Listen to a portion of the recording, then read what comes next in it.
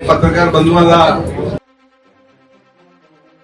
बहुत बहुत धन्यवाद। आज एक सदे ते सारी मोहाली दी प्रेस और नेशनल प्रेस सारी इत्थे इकट्ठी हुई है। साडा सारिआं दा जी आइआं नूं। साडे विच केंद्र मंत्री जल शक्ति श्री गजेंद्र सिंह शेखावत जी आनंदपुर साहब कॉन्स्टिट्यूएंसी के प्रवास से आए हुए ने। कल इन्होंने सारा दिन खरड़ का प्रवास किया और कार्यकर्ताओं मिले। अज मोहाली का प्रवास है।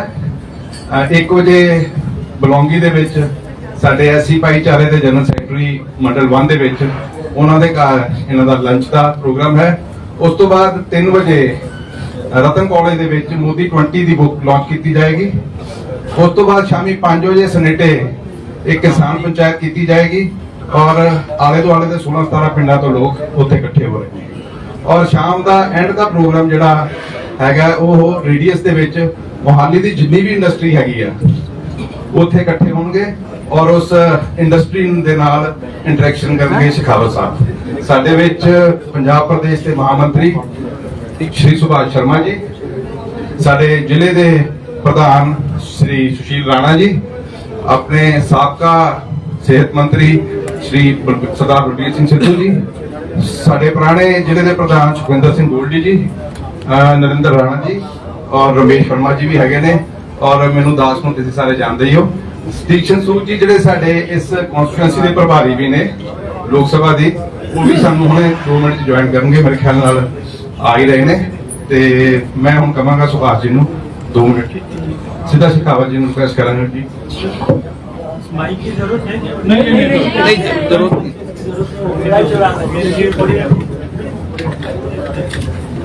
भारतीय जनता पार्टी जिला मोहाली द्वारा आयोजित इस प्रेस वार्ता में भारतीय जनता पार्टी के जिलाध्यक्ष श्री राणा जी, भारतीय जनता पार्टी के प्रदेश महामंत्री जनरल सेक्रेटरी श्री सुभाष शर्मा जी, आदरणीय श्री बलबीर सिंह सिद्धू जी, श्री गोल्डी जी, श्री संजय वशिष्ठ जी, सभागार में उपस्थित भारतीय जनता पार्टी के सभी सीनियर लीडर साहिबान और मोहाली और नेशनल प्रेस के सभी मीडिया कर्मी बंधुओं बहनों, आप सबको मैं धन्यवाद देता हूँ, आप सबका अभिनंदन करता हूँ। By the patience which you have kept in because of the delay which incurred, उसके लिए भी आप सबका एक बार मैं हृदय से क्षमा मांगते हुए आप सबका आभार ज्ञापन करता हूँ। तो 2022 के विधानसभा चुनाव में भारतीय जनता पार्टी क्योंकि पिछले लगभग 5 दशक से गठबंधन में एक छोटे पार्टनर के रूप में काम कर रहे हैं। ये अलग डिबेट का विषय हो सकता है, चर्चा का विषय हो सकता है कि हमने लार्जर पार्टी होते हुए भी, नेशनल पार्टी होते हुए भी छोटी पार्टी के रूप में अपनी भूमिका को पंजाब में क्यों स्वीकार किया था। कि भारतीय जनता पार्टी का स्थापना के समय से और उससे पहले भी जनसंघ के समय से जो मूल विचार है कि हमारे हर एक नीति में, हर एक कदम में, हर एक काम में हम राष्ट्र प्रथम की नीति के साथ में काम करेंगे। देश पहले, दल बाद में और उसके बाद में भी व्यक्ति सबसे अंत में। ये हमारी सोच और नीति रही है। Directive principles of Bharatiya Janata party that envisages this principle। और उसके चलते भारतीय जनता पार्टी ने अपने हितों को कुर्बान करके पंजाब में भाईचारा बना रहे, पंजाब में हिंदू सिख एकता बनी रहे, इसके वेले जो है छोटा पार्टनर बनना स्वीकार किया। जिस तरह की परिस्थितियां बदली, हमारे सहयोगी पार्टी ने हमें छोड़ दिया। भारतीय जनता पार्टी के शीर्ष नेतृत्व ने तय किया कि अब हम भारतीय जनता पार्टी अपनी ताकत पर अपनी ताकत को बढ़ा करके हम 117 विधानसभा में अपने नए सहयोगियों के साथ में मिलकर के मुख्य भूमिका में, निर्णायक भूमिका में रहते हुए आगे जो है प्रयाण करेंगे। बहुत सारे मीडिया के मित्र, आप सबको स्मरण होगा, जब मैं शुरू में चंडीगढ़ में आता था तो मुझे पूछते थे कि आप 117 सीटों पर चुनाव लड़ोगे, कैंडिडेट कहाँ से लाओगे? लेकिन पूरी दमखम के साथ में भारतीय जनता पार्टी ने चुनाव लड़ा।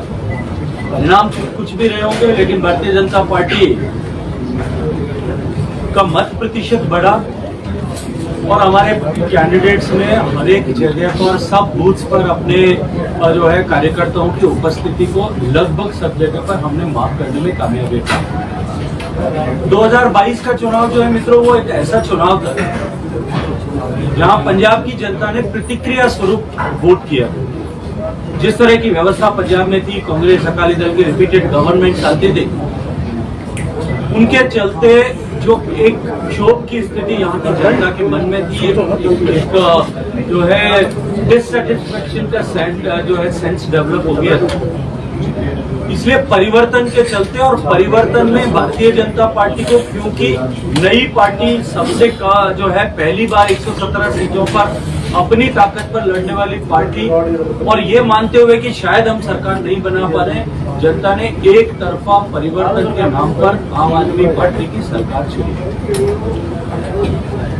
लेकिन भारत के इस 75 साल के लोकतंत्र में मैं कहूंगा कि एक केस स्टडी हो गया कि कोई सरकार जब इस थंपिंग मेजॉरिटी के साथ में जनता ने छप्पर फाड़ करके जनता आशीर्वाद दिया, 117 में 92 सीट्स जिता करके दी हो, वो सरकार अपने हनीमून पीरियड में ही, 100 दिन के पीरियड में ही लोकसभा का जब उपचुनाव होता है, और वो भी उस कॉन्स्टिट्यूएंसी को जिसने सीएम ने खाली किया, वहां उसकी दुर्दशा हो जाए, ये अपने आप में एक केस स्टडी है। और उसके बाद में जिस तरह से वर्तमान सरकार यहाँ जो वादे किए थे, जो सब्ज बाग दिखाए थे, जो दिन में सपने दिखाए थे, जो तारे तोड़ करके लाने की बातें की गई थी, अब उन सब से भागती हुई जब नजर आ रही है, तब सरकार बनने के 5 महीने बाद में ही आज जनता के स्वर जो है सरकार के विरोध में, सरकार के कामकाज के विरोध में मुखर होने लगे हैं। लोग लाउडली उसके बारे में चर्चा करने लगे। मैं सत्यता की बात नहीं करता क्योंकि मैंने खुद अपनी आंखों से नहीं देखा, लेकिन मुझे बताया गया है कि कुछ गांवों में तो अब जिस आम आदमी पार्टी को लोग फूलमाला और सरोपा लेकर के स्वागत कर रहे थे, वहां उनके लिए नो एंट्री के बोर्ड लगना शुरू हो गए। ये केवल 5-6 महीने के हालात, और इसके चलते भारतीय जनता पार्टी के प्रति लोगों ने अब एक नई अपेक्षा और आशा की दृष्टि से देखना प्रारंभ किया है। भारतीय जनता पार्टी के शीर्ष नेतृत्व ने भी 2024 के लोकसभा की चुनाव की तैयारी के निमित्त पंजाब के लोकसभा क्षेत्रों को आइडेंटिफाई करके वहां हम अपने संगठन की ताकत को बढ़ाएं, पार्टी के व्याप को विस्तृत करें, अपने अपोजिशन के में होने के नाते अपनी अपोजिशन के पार्टी के धर्म का भी निर्वहन करें। हम सरकार की विफलताओं को, सरकार की कमजोरियों को, सरकार की नाकामियों को सड़क पर ला करके लोगों के बीच में लेकर आए, और दूसरी तरफ माननीय मोदी जी की सरकार की जनहितकारी, लोक कल्याणकारी नीतियों को ज्यादा से ज्यादा लोगों के बीच में लेकर आए। इसलिए एक outreach programme combined with party strengthening, इन दोनों विषयों पर हमने सामूहिक रूपता के साथ में काम करना प्रारंभ किया है। और इसी के निमित्त देश की सरकार के विभिन्न मंत्रियों को और पार्टी के सीनियर लीडर्स को कुछ पार्लियामेंट्री सेगमेंट्स की अपनी तरफ से जिम्मेदारी ऐसी दी गई है। आनंदपुर साहब, मैं सौभाग्यशाली मानता हूं कि मुझे उस क्षेत्र में काम करने के लिए विशेष रूप से जो है पार्टी की तरफ से निर्देशित किया गया है, और उसके चलते जो पहला प्रवास 2024 तक अनेक बार आप सब लोगों से मिलना होगा, उसके चलते मैं आज आप लोगों के बीच में आया हूँ। कल हमने अपने काम का प्रारंभ, शुभारंभ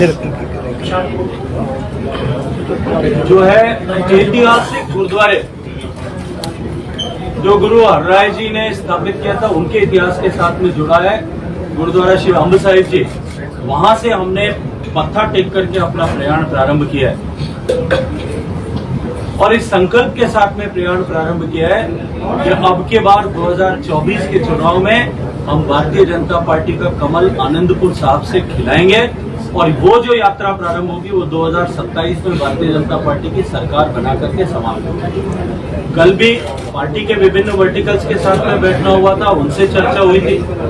समाज के विभिन्न तबकों के साथ में भी, इंडस्ट्रीज के साथ में, बिल्डर्स के साथ में, जो समाज में दूसरे लोग जो काम करते हैं उनके साथ में, फ्रीलांसर्स के साथ में बैठना तय हुआ।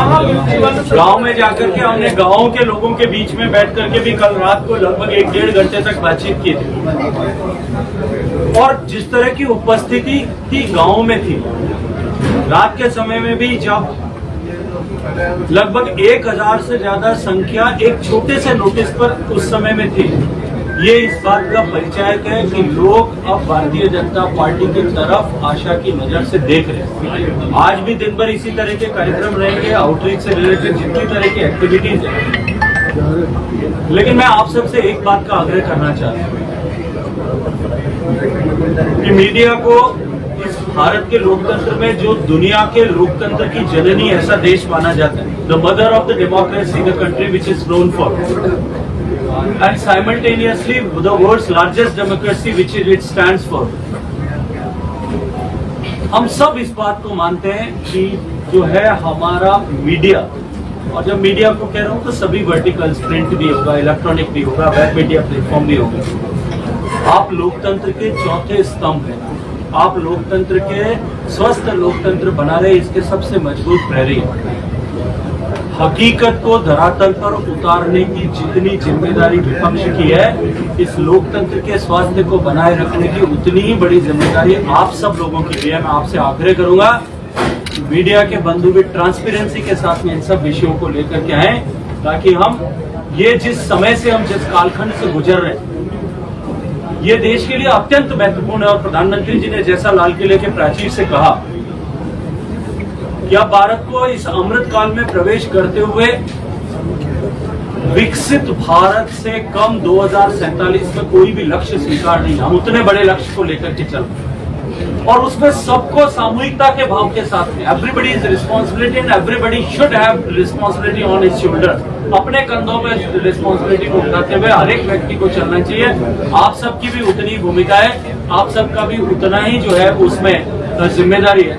ऐसी अपेक्षा के साथ में हम सब लोग मिलकर के 2047 के उस महान लक्ष्य को प्राप्त करने के लिए जुटे। ऐसी अपेक्षा के साथ आप सबका एक बात बताइए कि पंजाब में इस समय सबसे ज्यादा पानी का संकट चल रहा है आपके पास में। अभी तो अच्छी बरसात हुई है, लेकिन फिर भी इस समय नहीं, मतलब ग्राउंड वाटर पानी डिप्लीट हो गया। तो उसके लिए केंद्र की क्या कोई मास्टर प्लान है जिसके लिए पंजाब को फिर से उसी स्थिति में लाया जा सके जिसमें पहले? देखिए, प्राथमिक रूप से हमारे जो संविधान की व्यवस्था है उसमें पानी स्टेट लिस्ट का सब्जेक्ट है। अल्टीमेटली जो है किसी भी परियोजना को, किसी भी काम को प्रारंभ करने की प्राथमिक जिम्मेदारी वो स्टेट की होती है। इनिशिएटिव लेना, उसको इम्प्लीमेंट करना, उसको ऑगमेंट करना, उसको मेंटेन ऑपरेट करना, ये स्टेट का काम है। लेकिन भारत सरकार नहीं। माननीय मोदी जी जब 2014 में प्रधानमंत्री बने तब उन्होंने कुछ इनिशिएटिव लिए, और 2019 में दोबारा प्रधानमंत्री बनने के बाद में उन्होंने जो है वाटर रिलेटेड जितने भी सब्जेक्ट अलग अलग मंत्रालयों में, अलग अलग डिपार्टमेंट्स में डिस्कस होते थे, जहां अलग अलग प्लानिंग होती थी, पॉलिसीज पे अलग अलग तरह से बनती थी, उन सबको इंटीग्रेट करके एक मंत्रालय बनाया। और पहली शुरुआत जो की वो जल शक्ति अभियान के साथ में की थी, with the catch line, the tagline, catch the rain when it falls and where it falls, जहां कहीं पे बरसात गिरे।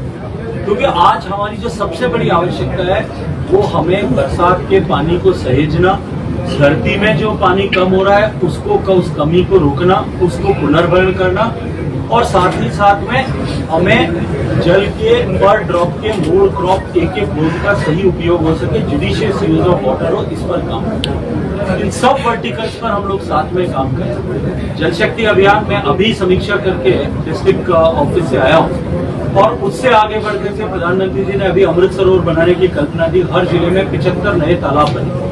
मोहाली जिले में भी मैं अभी समीक्षा जब कर रहा था तो मुझे बताया गया कि 22 तालाबों पर काम पूरा हो चुका है, और बाकी पर योजना बना करके इस साल में पूरा करेंगे।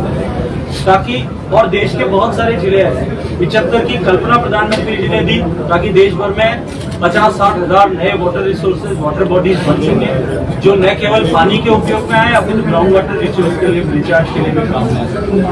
भारत सरकार जो है अटल भूजल योजना के नाम से देश के 7 देशों में पायलट प्रोजेक्ट कर रही है। अब हम उसको भी एक्सपैंड करने पर विचार कर रहे हैं। हमने पिछली बार जब योजना बनाई थी तब देश के ऐसे प्रदेश जहां क्रिटिकल स्थिति थी, सबसे ज्यादा चुनौती थी, उन सबको हमने आग्रह किया था कि वो उस योजना में सम्मिलित हो। राज्यों की इच्छा और उनकी प्रिपेयर्डनेस, इन दोनों के विषयों के आधार पर वो लिस्टिंग किया गया था। दुर्भाग्य से उस समय पंजाब उस लिस्ट में नहीं आ पाया, क्वालिफाई नहीं कर पाया। लेकिन आने वाले समय में जब हम इसको एक्सपैंड करेंगे, प्राथमिकता से पंजाब को भी उसमें सम्मिलित करेंगे ताकि जल, भूगर्भ के जल का पुनर्भरण हो सके। एक विषय और अपनी बात समाप्त करने से पहले कहना चाहता हूँ कि जो 14th फाइनेंस कमीशन, क्योंकि अभी प्रधानमंत्री जी ने हर घर में पीने का पानी नल से पहुंचे इसकी कल्पना की। जो हमारे घर में पीने का पानी जाता है वो रिटर्न वाटर जिसको कहते हैं, कि जो पानी हमारे किचन से, हमारे बेडिंग स्पेस से, स्नान घर से बाहर निकलता है, वो लगभग सप्लाई का 80% होता है, 75% टू 80% के बीच में। उस पानी को ट्रीट करके हम जमीन में वापस उतारे या उस पानी को उपयोग करें। Every drop of treated water, which if it is reutilized, it is creation of another drop of water in the water cycle. पानी के चक्कर में एक बूंद आप बढ़ा रहे हो, तो हम उस पानी का उपयोग करें। मैंने अभी जिला कलेक्टर को, डीसी को निर्देश दिया है कि हम ऐसे सारे गांवों में, हमारे पास में 15th फाइनेंस कमीशन का 30% टाइड अप ग्रांट है, हमारे पास में स्वच्छ भारत मिशन की ग्रांट है, हमारे पास में नरेगा की एक्टिविटी के तहत इसको लिया जा सकता है, जल जीवन मिशन का सप्लीमेंट्री ग्रांट अवेलेबल है। हम इन सबको डबल करके इस प्रदेश के हर जिले में ऐसा बैच जो है, हर गांव में ऐसी व्यवस्था खड़ी करें कि हम वाटर जो जमीन से हमने पानी निकाला उसका 80% वापस रीपे कर सकते। निश्चित रूप से ऐसे कदम स्टेट को उठाना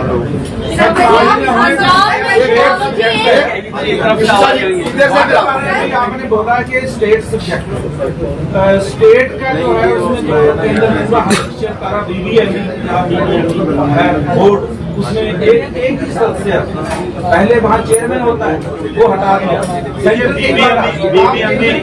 बीबीएमबी पंजाब का बोर्ड नहीं है, मैं आपको जानकारी से बता दूं।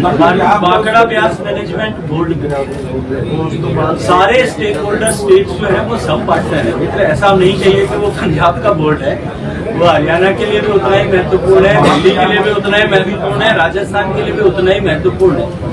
और सब जगह के किसान, सब जगह के पीने वाले पानी, नागरिक सबकी बराबर आवश्यकता है। इसलिए ऐसा नहीं कह करके कि वो पंजाब का है उसमें हस्तक्षेप कर दें, पहले थोड़ा सा अध्ययन कर लेंगे तो ठीक है। सर, एक शेखावत जी, विधानसभा चुनाव के दौरान आम आदमी पार्टी के सुप्रीमो अरविंद केजरीवाल की तरफ से महिलाओं को लेकर एक गारंटी दी गई थी कि अगर सरकार बनती है पंजाब में तो 1000 रुपए प्रति माह भत्ता दिया जाएगा। ऐसी घोषणा गुजरात में की गई है और आज हिमाचल प्रदेश में शिक्षा मंत्री दिल्ली के मनीष सिसोदिया और पंजाब के मुख्यमंत्री करने वाले हैं। आप किस तरीके से देखते हैं, क्योंकि पंजाब में अभी तक ये घोषणा पूरी नहीं हुई है। इसके साथ जुड़ा एक और सवाल सर, कि सुप्रीम कोर्ट ने किस तरीके से चिंता जाहिर की है, जो राजनीतिक पार्टियां हैं चुनाव से पहले घोषणाएं करते हैं, तो इसको लेकर अगर राजनीति से ऊपर उठकर देखें, आप क्या मानते हैं कि इसका दुष्परिणाम हो सकता है अगर इस तरीके की गारंटी देते हैं? देखिए, 2 बड़े महत्वपूर्ण प्रश्न किए।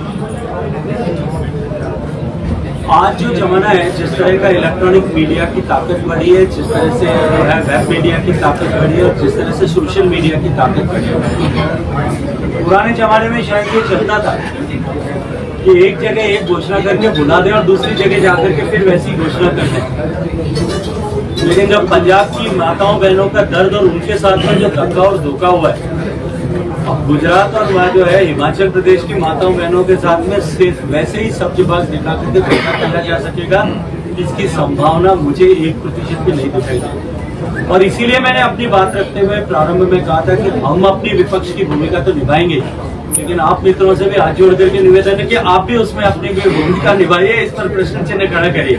और दूसरा विषय जो आपने फ्रीबीज को लेकर के रखा है, देखिए, जब सुप्रीम कोर्ट में इस बात की विवेचना हो रही हो तो मुझे बहुत ज्यादा टिप्पणी करना अनुकूल नहीं होगा। जो मेरा दायित्व है उसकी गरिमा के अनुरूप, लेकिन निश्चित रूप से देश की चिंता का विषय, और जिस तरह से इनके कारण से जो है सरकारों के वित्तीय संसाधनों पर दबाव बढ़ रहा है, आज देश के ऐसे प्रदेश जिन प्रदेशों ने इस तरह के फ्रीबीज की डिलीवरी की बात की और वो आगे बढ़ते हुए कहां तक पहुंच गया। तमिलनाडु में एक विधायक अभी विधानसभा के चुनाव के समय में उन्होंने क्या क्या घोषणाएं की कि मैं 1 करोड़ रुपए हर फैमिली को दूंगा, हर बिजनेस करने वाले बच्चे को 1 करोड़ रुपए मिलेगा, इसको इंश्योर करूंगा, चांद पे जाकर के 3 महीने हॉलीडेज बिताने के लिए जो है आपको व्यवस्था करूंगा, हर गाय जो है गांव में एक पार्क बनाऊंगा और उसमें जो है आइस स्केटिंग हो सके उसके लिए वहां पे जो है बर्फ की व्यवस्था करूंगा। ऐसी घोषणाएं अब यहाँ तक पहुंच गई। तो अल्टीमेटली जो प्रारंभ हुआ कोई जमाने में तमिलनाडु से कि हम 4.5 किलो राइस 1 रुपए में देंगे, वहां से प्रारंभ होकर हम इस मुकाम तक पहुंच गए और जिन राज्यों ने आंख नीच करके इसको इम्प्लीमेंट किया आज उनकी फाइनेंशियल स्टेटस क्या है। आज पंजाब इन सब कारणों से ही देश में सबसे ज्यादा डैप जीडीपी रेशो वाला प्रदेश बन गया है। पंजाब में बच्चा पैदा होता है तब कर्जे की टोकरी जो है गठरी लेकर के अपने सिर पर पैदा होता है। निश्चित रूप से यह चिंता का विषय है और इस चिंता के विषय के समाधान के लिए सभी जागरूक नागरिकों को इस दृष्टिकोण से विचार करना चाहिए। पंजाब में धर्म परिवर्तन का एक मुद्दा है वो काफी ज्यादा अभी सुर्खियों में है, उसके ऊपर आपके क्या विचार हैं? और आज सुबह ही तरनतारण में एक चर्च में भी तोड़फोड़ हुई है। देखिए, पंजाब की धरती मैं बहुत सम्मान के साथ इस धरती के लिए एक बात कहना चाहता हूं, क्योंकि मैं पंजाब में बैठ करके आपने मुझे एक प्रश्न किया इसलिए मैं ये उत्तर देता। ये वो धरती है जिस धरती ने धर्म की ध्वजा को ऊपर रखने के लिए, धर्म का झंडा बुलंद रहे इसके लिए अपनी पीढ़ियों को कुर्बान किया। गुरुओं ने अपने बच्चों को कुर्बान जो है दीवार में चुनना स्वीकार किया और हंसते हंसते अपने गले कटवा दिए, तोप के सामने बंद करके उड़ना स्वीकार किया, लेकिन धर्म की ध्वजा को झुकने नहीं दी।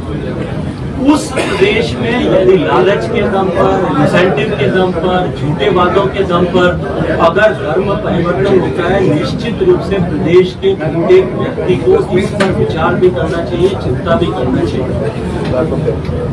लेकिन अगर कहीं इस तरह की गतिविधियां हो रही हैं, चाहे वो गैर कानूनी रूप से होती है, कानूनी रूप से होती है, मैं उस विवाद में नहीं जाना चाहता, लेकिन उनको रोकने के लिए अगर किसी गैर कानूनी तरीके को अख्तियार किया जाता है, अपनाया जाता है, उसको रोकना और उसके विरुद्ध कार्रवाई करना ये राज्य सरकार का पहला दायित्व होना ही चाहिए।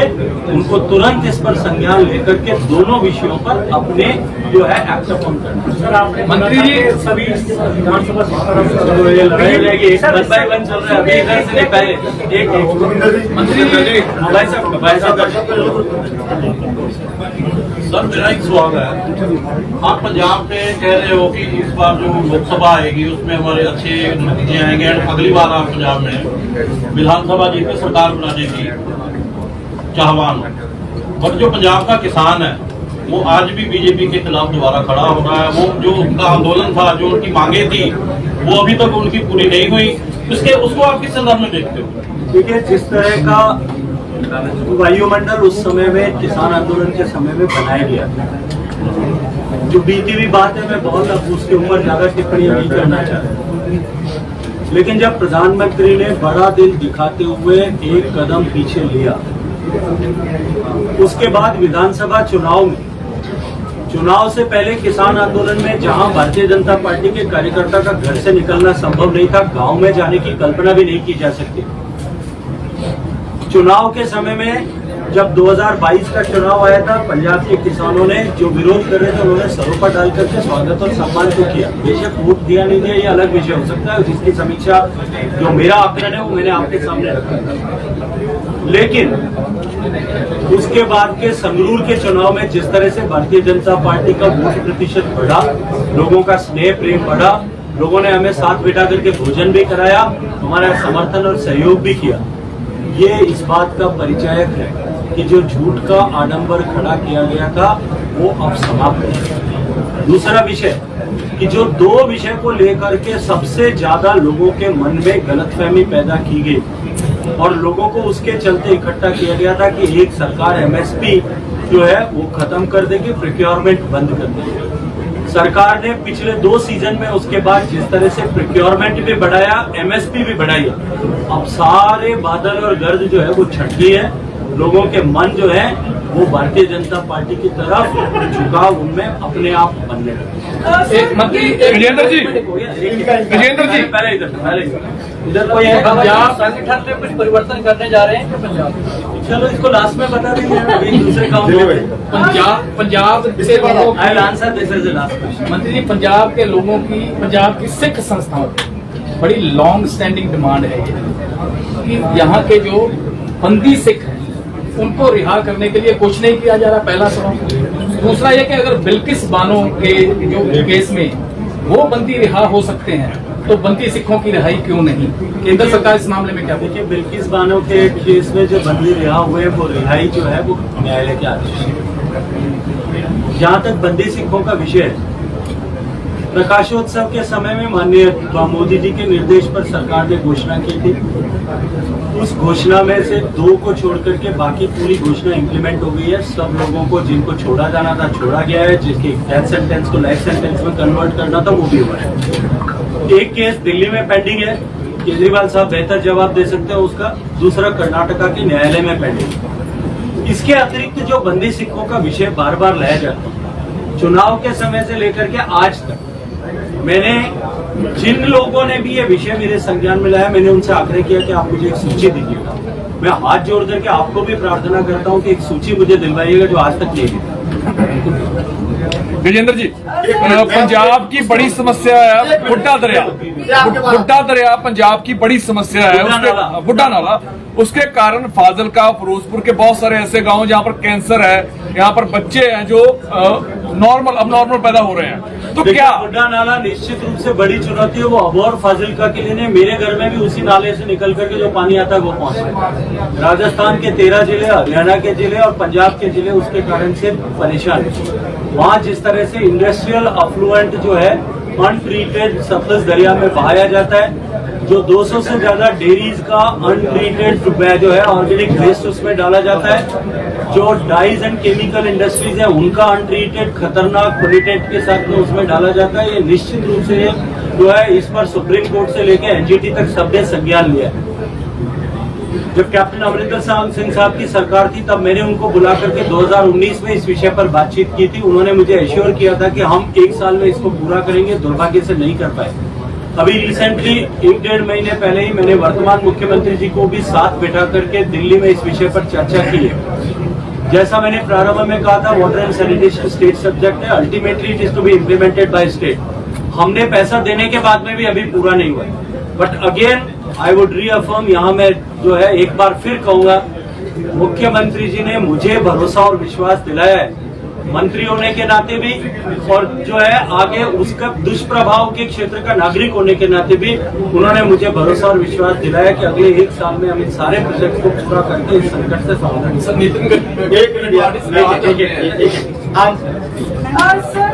एक अहम सवाल है। आज सुखबीर बादल ने सीबीआई की थ्रो मांग की है एक्साइज पॉलिसी को लेकर। बीजेपी की तरफ से भी क्या ये मांग है? क्योंकि हमने देखा कि दिल्ली में इस तरह की इंक्वायरी चल रही है। देखिए, हम तो पहले ही इसको मांग कर चुके हैं। मुझे लगता है कि कहीं आपके संज्ञान में नहीं आया। सबसे पहले भारतीय जनता पार्टी ने प्रेस कॉन्फ्रेंस करके इसकी मांग की। शेखावत जी, एक सवाल इधर से सर पंजाब की थी, मैं पंजाब की बात कर रहा हूं। और मैंने प्रेस कॉन्फ्रेंस। शेखावत जी, आगे है कि अपनी जांच हो होना ही चाहिए। भ्रष्टाचार जिन्होंने किया है, जो ईमानदारी का लबादा ओढ़ करके अंदर से काजल की तरह काले हो गए, उनको देश के सामने लाना, बेनकाब करना निश्चित रूप से आवश्यक है और ये इस पर कार्रवाई होनी ही चाहिए। भ्रष्टाचार के अगेंस्ट जो जीरो टॉलरेंस की नीति है माननीय मोदी जी की, हम जो है इससे पूर्ण रूप से पक्षधर है। और भारतीय जनता पार्टी पहली राजनीतिक पार्टी थी जिसने इस डिमांड को पंजाब में सबसे पहले उठाया। शेखावत जी, एक सवाल इधर से ले लीजिए। शेखावत जी इधर से। सर, कल कैप्टन अमरिंदर सिंह मिले प्रधानमंत्री जी से, क्या मर्जर होने जा रहा है पंजाब लोक कांग्रेस का बीजेपी में? देखिए, मुझे लगता है कि यह प्रश्न अभी बहुत जल्दबाजी में किया हुआ प्रश्न है। भारतीय जनता पार्टी और पंजाब लोक कांग्रेस दोनों ने सहयोगी दल के रूप में चुनाव लड़ा है। वो हमारे साथी थे। मुझे लगता है हमारे साथी रहना इतना ही पर्याप्त है। अभी इससे आगे की संभावनाओं पर हम और आप क्यों आकलन करने, पार्लियामेंट्री बोर्ड जब डिसीजन करेगा तब जो जी सर गडकरी साहब पार्टी से नाराज चल रहे हैं। आपके पास चिट्ठी आई है उनकी या आपको कहीं वो नाराजगी में गुस्से में दिखे? मित्र, ये भारतीय जनता पार्टी, हम यहाँ विचार के साथ में काम करते हैं, हमारे लिए दायित्व महत्वपूर्ण नहीं होता। भारतीय जनता पार्टी में ऐसे मैं अनेक उदाहरण आपको दे सकता हूँ, जनसंघ में ऐसे अनेक उदाहरण दे सकता हूँ जिन्होंने मंत्री पद से हट करके भी समाज की प्राथमिकता के लिए, देश की प्राथमिकता के लिए काम किया है। नानाजी देशमुख से लेकर के श्यामा प्रसाद मुखर्जी जी से लेकर के आज तक मैं आपको 50 उदाहरण दे सकता हूँ। हमारे विचार के पास साथ में पले बड़े व्यक्ति इस तरह से के लिए आप इस तरह की बात करते हैं, मैं आपकी बात को ही अपने आप सिरे से खारिज करते हुए इसको शर्मनाक मानता हूँ। शेखावत जी, एक सवाल है, बीजेपी अगर बात की सेंट्रल एजेंसीज आम आदमी पार्टी के ऊपर कार्रवाई करती है एक्साइज पॉलिसी को लेकर, अगर कांग्रेस के ऊपर कार्रवाई करती है सोनिया गांधी के ऊपर, तो वो सीधा इल्जाम ये लगाते हैं कि बीजेपी जो है वेंडेटा पॉलिटिक्स कर रही है। कल भी गुजरात के अंदर एक घटना सामने आई जिसके अंदर आम आदमी पार्टी के एक लीडर के ऊपर हमला हुआ था, उसके ऊपर भी इल्जाम जो है आम आदमी पार्टी बीजेपी को लगाती है। देखिए, जहाँ तक ऐसा विषय, मैं एक उदाहरण के साथ में आज आपके प्रश्न का जवाब देना चाहता हूँ। दिल्ली सरकार के मंत्री सत्येंद्र जैन जी के ऊपर कार्रवाई हुई, कितना सारा होहल्ला उस समय मचाया गया। 2.5 महीने लगभग हो गए होंगे वो शायद नियत स्थान पर है जहाँ उनको होना चाहिए। पिछले 2.5 महीने में 2 महीने 7 दिन में आपको कहीं सत्येंद्र जैन जी के नाम की आवाज केजरीवाल साहब या उनकी पार्टी के किसी नेता के मुंह से सुनाई दी? क्यों भूल गए वो? जो इतना बड़ा वेंडेटा की बात कर रहे थे, जब 2.5 महीने जेल से नहीं छूटे तब उनको बुला क्यों दिया गया? मित्र, देखिए, लांछन लगाना बहुत आसान है, अपने कुकर्मों में पर्दा डालने के लिए इन सब तरह की बातें करना बहुत आसान है। हकीकत को झुटलाने के लिए अंततः बहुत परिश्रम करना पड़ता है। इसलिए इस तरह के झूठ बोल करके, इस तरह से ध्यान भटका करके, अब जब एक्साइज पॉलिसी बनी उससे पहले कह रहे थे कि ये एक्साइज पॉलिसी तो जो है श्रेष्ठतम पॉलिसी है, इतना रेवेन्यू हमारे कलेक्ट हो गया। जैसे ही लगा कि अब आने वाली है सीबीआई तो आपने उसको विड्रॉ कर लिया। मैं तो प्रश्न ये पूछ रहा हूँ कि पंजाब में कब विड्रॉ करने वाले? दिल्ली को रेप्लिकेट पंजाब में किया था, पंजाब में तो उसको आपने फ्यूटाइल मान लिया, उसको गलत मान लिया। दिल्ली आ जाओ, दिल्ली में तो गलत मान लिया, फ्यूटाइल मान लिया, पंजाब में क्यों नहीं मान लिया? हमारा प्रश्न ये है कि आप पंजाब में उस लिकर पॉलिसी को किस लिए वापस ले रहे हो जो पैसे बनाने का, चोरी करने का, पैसा कमाने का, भ्रष्टाचार करने का एक रास्ता अपने अख्तियार कितने सवाल है महिलाओं से जुड़ा हुआ। एनसीआरबी की रिपोर्ट में हाल ही में खुलासा हुआ है कि देश भर में सबसे ज्यादा मामले दुष्कर्म के राजस्थान में रिकॉर्ड किए गए हैं और राजस्थान की राजधानी जयपुर और देश की राजधानी दिल्ली सबसे ज्यादा असुरक्षित महिलाओं को लेकर मुझे लगता है कि राजस्थान को मुझे राजस्थान में बैठ करके करना चाहिए, क्योंकि अगर मैं यहाँ से भी राजस्थान की बात करूंगा तो मेरे मुख्यमंत्री कहेंगे जहाँ जाता है वही मुझे दुर्भाग्यपूर्ण है कि राजस्थान जैसा प्रदेश जो नारी सम्मान का प्रतीक ऐसा माना जाता है, जहाँ महिलाओं ने अपने सम्मान के लिए जौहर की,